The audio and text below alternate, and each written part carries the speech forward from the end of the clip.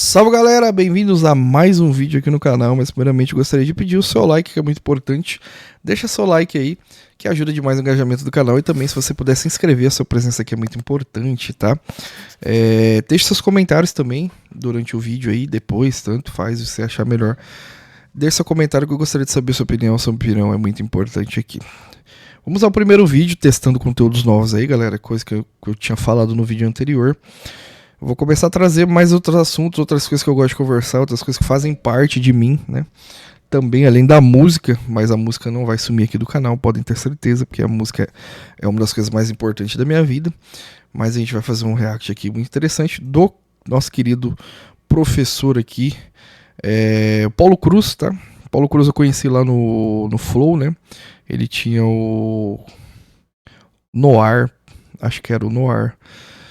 E ele é conhecido aí pela internet como um negro de direita, né? Mas assim, ele é um puta professor e ele tem uma oratória que é tão foda que eu gostaria de ter, cara.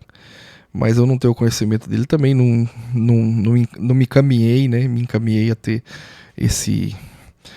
essa capacidade que ele tem, né? Ele estudou pra caralho pra ser o que ele é. E a gente vai ver um vídeo dele aqui, né?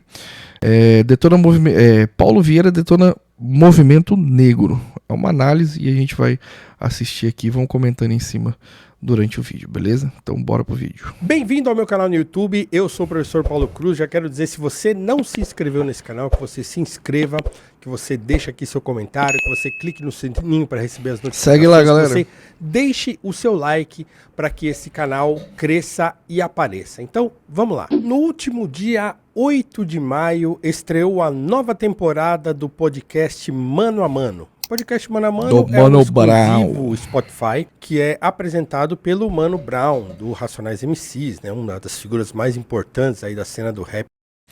Mano Brown, que diga de passagem, virou um adepto aos playboys aí, né? Não é mais mano já há muito tempo. Uma crítica social. Nacional e também da cultura brasileira contemporânea. Temporada para a qual eu fui convidado, tive a honra e a alegria de participar. O episódio deve sair aí. Eu tô gravando esse vídeo, né? Ele ainda não saiu, mas deve sair aí nas próximas semanas. Depois eu devo comentar, inclusive, essa minha participação no podcast, que eu gostei muito de ter participado. Foi um papo longo e muito interessante. Mas na estreia do podcast dessa temporada, do podcast Mano a Mano, que acho que está na terceira temporada, o convidado de honra para iniciar essa temporada foi o ator e comediante Paulo Vieira. Paulo Vieira é um ator já conhecido. Paulo Vieira, que era daquela galera da comédia que fazia o humor até ok, né? O que é o humor até ok pra mim? É um humor de verdade, pô, que é engraçado e foda-se, doa quem doer. Que reclamou um pouco aí da sua carreira e tal, tudo mais, tava monótono e aí acabou indo para um certo lado político aí, se é que vocês me entendem, que eu não tô a fim de discutir política, mas a gente tem que falar o que ele fez, né? E ele mudou para esse lado aí e acabou que a sua carreira deslanchou, né? Sua carreira foi bem e engraçado, né? Foi até pra Globo e tal, tudo mais. Ele tem quadros aí no Fantástico, tem feito muitos programas aí na TV Globo. Inclusive, depois de ter reclamado uns anos atrás acabei de estar falar com a carreira meio estacionada, de repente ele, né, teve algumas opções políticas, segundo consta, isso que o acabei de fizeram falar. ter algum destaque depois na sua atuação nas artes brasileiras. Mas isso é só especulação e não é disso que eu quero falar. Mas o episódio com o Paulo Vieira foi bem interessante, foi um episódio legal, assim, bonito. Ele contou coisas coisas da juventude dele lá no Tocantins, onde ele cresceu, coisas curiosas a respeito da sua família. Foi bem interessante. Mas em certo momento, o Paulo Vieira fala uma coisa que causou um certo frisson aí nas redes sociais, porque ele fez menção a uma certa, eu não diria mania, mas um certo costume que se criou a partir da estreia do filme Pantera Negra no Brasil, da militância, sobretudo a militância de internet brasileira, né, negra brasileira, né, de internet, fazer associações. Militância no Brasil é 100% de internet. Eu nunca vi na rua, nunca vi cara a cara e não existe. É só internet. Só tem valentão e opinião na internet.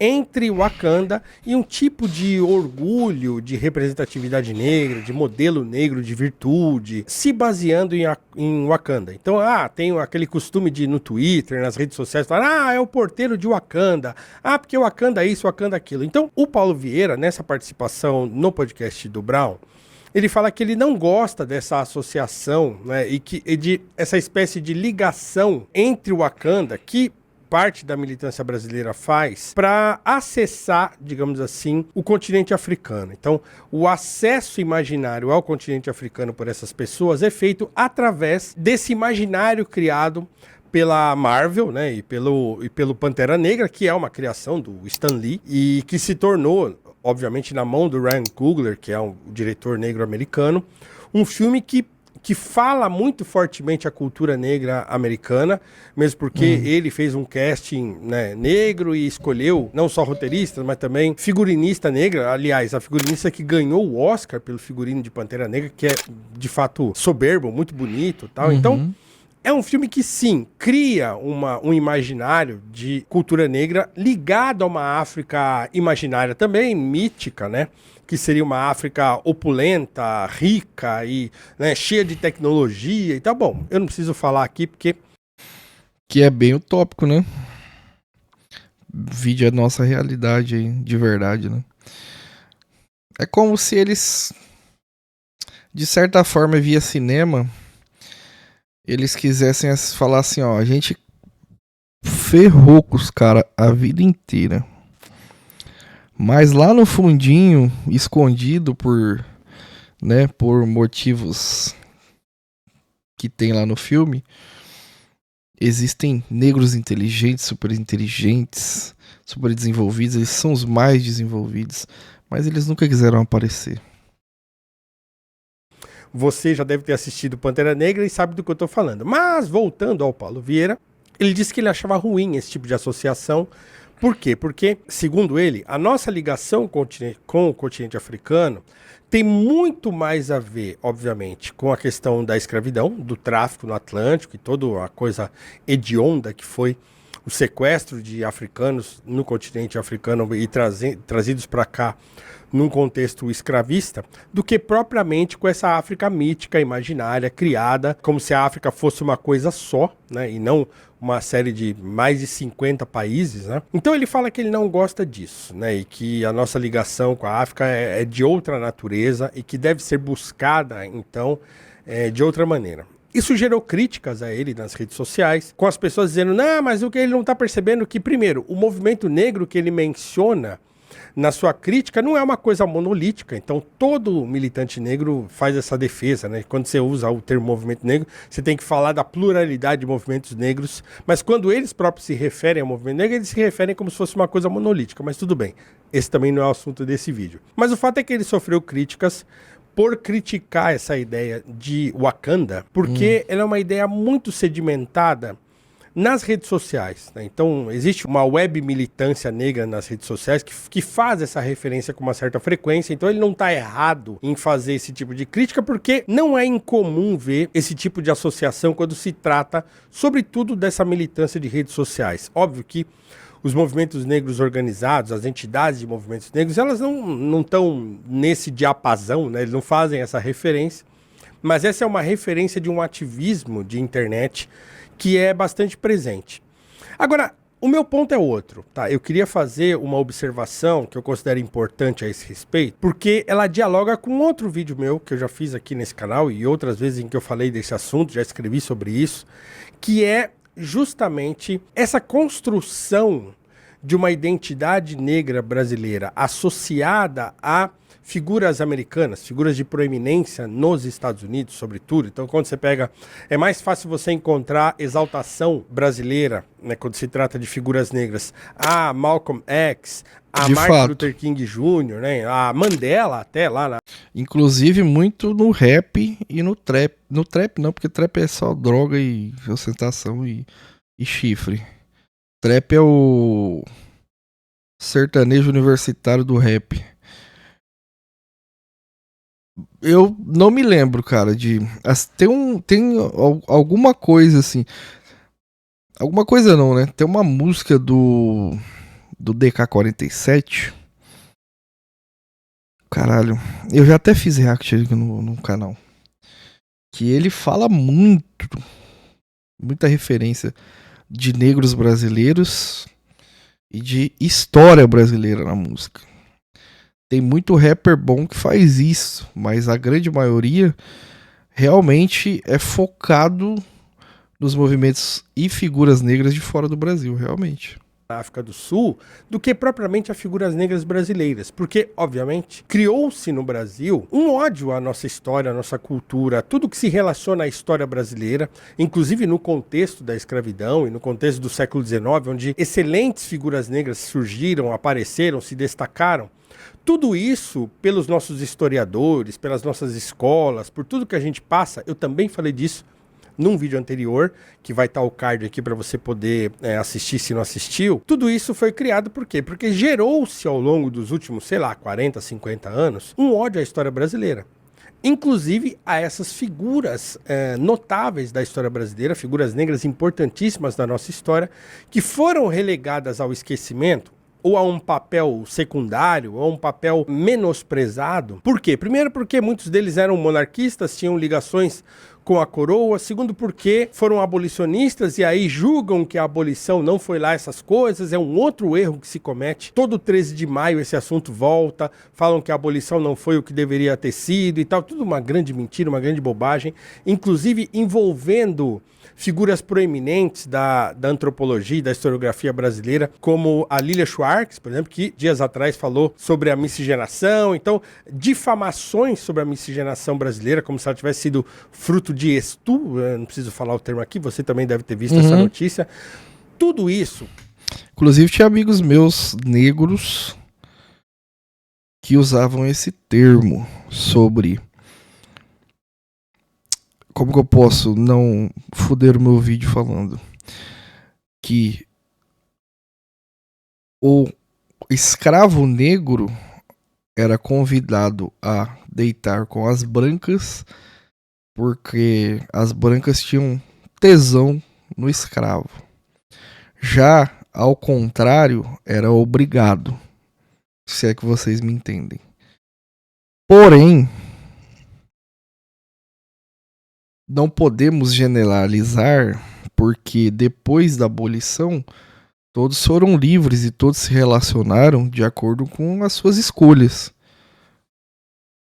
Não dá pra gente bater o martelo numa situação que a gente nem viveu. A gente só sabe fragmentos históricos do que possa ter acontecido. Mas a miscigenação no Brasil não é a partir da escravidão. Ela já aconteceu com os indígenas. Muito tempo antes de qualquer escravo negro pisar o pé aqui no continente. Então, é complicado. É bem complicado, né? É fruto de um ódio à nossa história. Eu não vejo de outra maneira. Então, quer dizer, o Brasil é um país fundamentalmente mestiço, fundamentalmente pardo. Então, quando as pessoas difamam a miscigenação brasileira como se ela tivesse acontecido somente fruto de abuso sexual, por que não se leva em consideração muitos aspectos contraditórios da formação do Brasil, né? Então, é óbvio que houve abuso, tem muito problema a ser contemporizado. Agora, colocar tudo isso no mesmo balaio? Não. Porque grande parte da miscigenação brasileira ocorreu nos estratos sociais mais pobres, né? Inclusive, muito da miscigenação brasileira se iniciou antes mesmo que houvessem negros no Brasil. Sim. A miscigenação indígena Acabei de falar isso. Aconteceu no Brasil antes que houvessem negros escravizados no Brasil. Quando a gente pega, sei lá, Caramuru, quando a gente pega João Ramalho, né? Ele não veio para cá com Pedro Álvares Cabral, mas ele já vivia aqui no Brasil. Ele foi, né, tem uma região aqui de Santo André, um município de São Paulo, que tem um bairro que tem o nome dele. Por quê? Porque ele viveu naquela região, ele se casou com várias índias, não leva em consideração, por exemplo, o costume indígena aqui da região né, que se tornou o Brasil, quando os portugueses chegaram, que era de oferecer, por exemplo, as filhas como se fosse um presente a esse estrangeiro que chegava. Tudo isso eram costumes da época, né? Isso eu não sabia. O Antônio Risério, o grande sociólogo brasileiro, um gigantesco sociólogo brasileiro, que, inclusive, por ser crítico ao identitarismo, ele sofre um ostracismo e um boicote maldoso, né, no Brasil e, infelizmente, não tem o destaque que merece, porque é de fato uma sumidade intelectual do Brasil. Ele fala muito disso, escreveu uma obra sobre as sinhás pretas da Bahia, inclusive mostrando aquelas mulheres ricas, negras, da Bahia, que se casavam com homens brancos ricos, esses homens morriam, deixavam toda a fortuna para elas, e elas se tornavam senhoras de escravo, inclusive, muito ricas, né? Então tem um livro... Sério? O negro escravizando o negro? Isso a gente, pelo menos eu nunca ouvi na escola. Nunca me foi ensinado isso. Dele sobre isso. Enfim, né, essas pessoas usam desse artifício para macular a história brasileira, porque querem negar e recontar a história brasileira a seu modo. Então, figuras proeminentes da negritude brasileira, da construção de um imaginário negro brasileiro, vão ficando relegados ao esquecimento. Então, você pega, por exemplo, a família Rebouças. Eu sempre falo dele, eu sempre falo do pai dele. Então você pega uma família, já são pardos, porque o Antônio Pereira Rebouças, o pai do André, era um homem mestiço, né, de um português casado com uma mulher, uma escrava liberta. Toda a família Rebouças é uma família que tem uma história brilhante, né, da história brasileira. O Antônio Pereira Rebouças, um homem da Bahia, né, de Salvador, se eu não me engano, ele nem era de Salvador, mas ele vai para Salvador estudar, agora eu me esqueci onde ele nasceu, mas ele estuda em Salvador, ele se torna rábula, né? Ele estuda lei e jurisprudência. Rábula é um advogado sem diploma, né? E com isso ele adquire destaque, ele se torna político, ele ajuda os seus irmãos a se formarem, inclusive fora do Brasil. Um se torna médico, outro se torna maestro, se torna maestro de uma orquestra aqui no Brasil. O irmão dele volta da França, onde foi estudar medicina, se torna também médico no Brasil, um médico importante lá na Bahia. O próprio André Rebouças, o seu irmão Antônio Rebouças, os dois engenheiros brasileiros, né, dos primeiros engenheiros negros do Brasil, que fazem aquela estrada de ferro Curitiba-Paranaguá, que é um feito de engenharia absolutamente genial, que até hoje tem... Conheço, mas não sabia que eram negros, que eram engenheiros negros. Bairros, ruas, lugares que homenageiam os irmãos Avenida Rebouças. Os Rebouças no sul do Brasil, inclusive, né, e sobretudo por causa dessa estrada de ferro. Então, tem muitas figuras brasileiras que têm histórias maravilhosas. O Teodoro Sampaio, que é o nome de uma avenida importante aqui também, em São Paulo, tal, da Avenida das Lojas de Instrumentos Musicais, aqui, muito ligada à música, essa avenida. É uma avenida que homenageia o Teodoro Sampaio, um engenheiro brilhante brasileiro, uma grande figura que também era mulato, né? Ele era filho de uma mulher negra com um homem branco. Tem o próprio José do Patrocínio, que era um jornalista, foi um abolicionista importante, jornalista também fruto de uma união de um padre que era branco com a sua mãe, que era uma mulher escravizada. Então, quer dizer, grande parte das figuras negras brasileiras de destaque eram fruto de casamentos chamados de interraciais. O próprio Luiz Gama, que era filho de um homem branco com a mulher negra, uma mulher africana. Isso que é foda, velho. São todos nomes que eu já ouvi em vários contextos da vida, durante vários períodos da vida, mas eu não tinha noção que eram pessoas negras ou pessoas pardas, né, vamos dizer assim, miscigenadas pelo encontro ali, pelos relacionamentos interraciais, né. Eu já ouvi falar todos esses nomes da história brasileira, mas eu não tinha noção que eram negros. E o Luiz Gama, ele é vendido pelo próprio pai e tem uma história de vida brilhante também. Então, todas essas figuras poderiam ser exaltadas e ter sido criada no Brasil um imaginário de negritude brasileira, de exaltação de uma cultura, de um povo, de uma história, que não é feita. E aí a militância brasileira ela é obrigada, digamos assim, a se espelhar em coisas que não são brasileiras. Por quê? Porque nos Estados Unidos, os negros americanos, eles conseguiram imprimir a sua cultura de modo a disseminá-la para o mundo todo, porque, obviamente, os Estados Unidos têm destaque, tem proeminência, a sua cultura, a cultura americana tem destaque no mundo todo, então, obviamente, a reboque vai a cultura negra americana. Quantos filmes sobre escravidão não existem? Quantos filmes sobre figuras negras importantes não existem? Eu acabei de gravar, inclusive, um podcast exclusivo para o Valete Plus, falando sobre Malcolm X, né, que agora esse mês de maio fez 100 anos de nascimento do Malcolm X. Então, assim, eles conseguiram, sim, imprimir a sua cultura para o mundo e nós aqui brasileiros não exaltamos as figuras negras importantes do Brasil. O próprio Abdias Nascimento, agora já no século XX, ou o próprio Guerreiro Ramos, que foi um homem negro genial, talvez um dos maiores sociólogos brasileiros, se não o maior sociólogo brasileiro, né? Um homem genial, para o qual eu escrevi também um artigo longo na revista Valete, são ignoradas. Figuras complexas, figuras inteligentíssimas, figuras que fizeram muitas coisas pelo Brasil. O Teatro Experimental do Negro. Caralho, viado. Esse vídeo tá me jogando na minha cara o quanto a gente é baba-ovo dos Estados Unidos, né, velho? Até da cultura dos caras. O Paulo falou pelo menos mínimo 10 personalidades negras de várias áreas extremamente geniais, extremamente importantes para a história brasileira, mas que a gente não sabe, a gente não conhece. Caralho, velho. Que bosta. Parece que tudo que aconteceu no Brasil foi um monte de branco que fez e os negros eram totalmente escravizados, fudidos. Não que não tenha passado necessidade, não estou falando isso. Não que não tenha sofrido, não que não tenha passado pelo que eles passaram. Mas muitos foram importantes. E por que a gente não é ensinado, não é mostrado pra gente, principalmente nas escolas? Por que é só mostrado a versão americana? Que lá nos Estados Unidos era muito mais pesado, existia uma miscigenação muito mais forte e até recente, até se você for olhar, de estados onde negro tinha banheiro específico, tinha que andar na parte de trás do ônibus, um monte de coisa bizarra, absurda, que aqui no Brasil não aconteceu.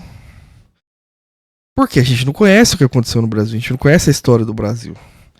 A gente não conhece o que o negro brasileiro passou. Tô tendo mais ou menos uma pincelada de história aqui que nunca me foi dita. Né, fundado pelo Abdias, merecia destaque, merecia um filme sobre ele. O próprio filme sobre Luiz Gama é um filme curto, assim, não dá conta de uma personagem tão complexa e tão gigantesca como Luiz Gama.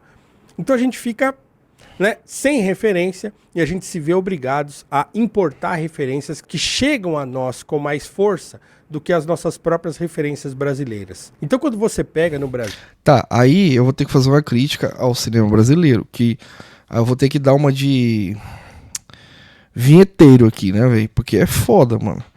Todo filme brasileiro é só sobre putaria, sobre ditadura, sobre esquerda e nada de contar uma história simplesmente como ela aconteceu. Qual a dificuldade? Ele acabou de falar sobre o filme Acabou de falar, esqueci o nome. Desse filme que ele comentou que foi curto. De um personagem muito importante. Já ouvi falar, não conheço a história porque não foi me ensinado, não foi me contado, não foi criado a vontade de conhecer, mas agora eu gostaria de conhecer. E se tivesse um bom filme, bom contado a história como ela deveria ser contada, ou não é como ela deveria ser contada, é como ela aconteceu. Seria muito foda, velho. E cadê esses filmes? Todo filme que você pega é só história de figura política de esquerda oprimida por figura política de direita, ou por exército, ou por militar, pipipipo. Ninguém aguenta mais isso, cara. Não é possível que o Brasil só foi isso. Não é possível. Tem que ter muito mais coisa que não é contada pra gente. E, pelo vídeo do Paulo, com certeza não foi. Brasil, você tem figuras brasileiras importantíssimas, inclusive na filosofia. Você tem um homem como Tobias Barreto, um filósofo brasileiro, que era um homem mestiço também, um homem pardo, e que foi o primeiro a falar de filosofia alemã no Brasil, que aprendeu alemão sozinho e traduziu filósofos alemães para o português, e que fez menção desses filósofos, e que trabalhou em cima dessa filosofia no Brasil, era poeta, era um homem que falava sobre filosofia política, inclusive, né? Um homem de destaque da história brasileira que ficou relegado ao esquecimento. Agora, se você quer saber sobre filosofia política, inclusive fazendo esse resgate aqui que eu fiz agora do Tobias Barreto, você precisa entrar no nosso curso de filosofia política. Eu e o professor Ricardo Almeida colocamos aí disponível para você que está assistindo esse vídeo, para quem quiser entrar, um curso de filosofia política, de introdução à filosofia política, com os principais autores e temas dessa filosofia, por um preço absolutamente ridículo, tá? Mas o curso é muito bom, tem mais de 20 horas de conteúdo. Se você entrar no link que está aqui na descrição, ou colocar a sua câmera aí do celular num QR Code que está na tela aqui, você vai entrar, vai poder se inscrever pela bagatela de R$ 160,80. Só barato. isso, tá? Você pagou isso aí, tá resolvido. Aceito de presente aí, hein, galera? Até 12 vezes, né? E 12 vezes de R$ 14,14. Então vem. Comprem. Eu vou deixar o link do vídeo do Paulo aqui na descrição. Vai lá que na descrição do vídeo dele tem os links. Comprem e mandem um de presente para mim, por favor. Entra nesse curso. Se você entrar hoje, até as próximas 24 horas de estreia desse vídeo, você vai ganhar esse livro aqui, que é O Príncipe de Maquiavel, um autor que a gente trata, inclusive, no nosso curso. Vem, que eu tô te esperando. Então, a gente precisa resgatar figuras brasileiras importantes. Quando a gente pega um médico como Juliano Moreira, o doutor Juliano Moreira, que foi um... Paulão, o que você precisa pra fazer isso pra nós, cara? Caramba. Ai, tô com um corte na boca. O que você precisa pra você fazer aí no seu canal? Pega uma personalidade dessa. Faz um vídeo aí de 1 hora. Pica o pau, velho. Nós divulga, nós mete o like. Vai pra cima. Psiquiatra brasileiro, um psiquiatra que ganhou destaque, por exemplo, no Japão. Ele foi pro Japão, isso no comecinho do século XX, recebeu condecorações, foi recebido pelo imperador japonês. Inclusive escreveu um livro para defender a imigração japonesa no Brasil. O japonês sofreu muito preconceito no Brasil no final do século XIX. Ele faz uma defesa dessa imigração para o Brasil, dizendo que não, eles não eram aquilo que se falava deles aqui no país e tal. Um homem de destaque, inclusive que cuidou do Lima Barreto. Outra figura importantíssima da nossa história que ficou simplesmente esquecida. Mas o Lima Barreto, um dos nossos maiores escritores, enquanto ele estava numa das suas internações no hospício, o Lima Barreto tem uma vida muito trágica, foi o Juliano Moreira que cuidou dele. Ele escreve sobre isso no seu Diário do Hospício, que ele foi tratado bem, que a única figura que o tratou bem naquele hospício foi o Dr. Juliano Moreira. Então, quer dizer, esse resgate precisa ser feito. E porque ele não é feito, a militância brasileira atual, e sobretudo a de internet, de jovens que não conhecem a nossa história, fazem essa associação com a... Não sou militante, mas estou junto com eles. Não conheço, não fazia ideia. Canda, com não sei o quê, achando que estão fazendo uma coisa muito interessante quando só estão sendo... Sou militante de nada, velho. Nada. colonizados, né? Mas quem não é colonizado na militância negra brasileira, né? Todas as teses sobre racismo que se fala no Brasil hoje, também falei sobre isso num vídeo aqui no canal, são importadas dos Estados Unidos com essa aparência de coisa muito brasileira, mas que não são. A ideia de racismo que se tem no Brasil hoje, sobretudo nas estatísticas, na militância e a condução das entidades de movimento negro brasileiras atuais, né, fazem importação de teorias americanas e europeias para falar de racismo no Brasil e não fazem menção disso. Mas é isso, diga aqui se você concorda, se você discorda, se você acha que o Paulo Vieira acertou ou errou, se você acha que o Brasil deve se inspirar em... Nisso faz sentido, gostei, porque ele fez você fazer um vídeo. Mas depois eu vou reagir ao vídeo dele, se tiver um corte lá do podcast do Brau, eu vou assistir com certeza. Bacana, ou que o negro brasileiro deve olhar para as figuras negras brasileiras, e a gente se encontra... Não é mais Mano Brau, é Boy Brau. No próximo vídeo. Só para gerar uma polêmica. Um abraço e até mais. Até mais, Paulão, obrigado pela aula, muito obrigado. Foi foda, hein? Que esculacho. Gostaria muito de saber sua opinião aí, galera. Deixe sua opinião, que é muito importante, seu comentário, se inscreva no canal, ative o sininho para receber as notificações. Gostaria de saber se está gostando do conteúdo. Vamos trocando uma ideia aí, vai metendo o comentário aí embaixo também, beleza? Se puder compartilhar esse vídeo, agradeço de verdade. E o link do vídeo do Paulo tá aí na descrição, tá? Assistam, dê o like também e se inscreva lá no canal dele, que ele é muito foda, velho. O negão é do caralho. E é isso. Até o próximo vídeo.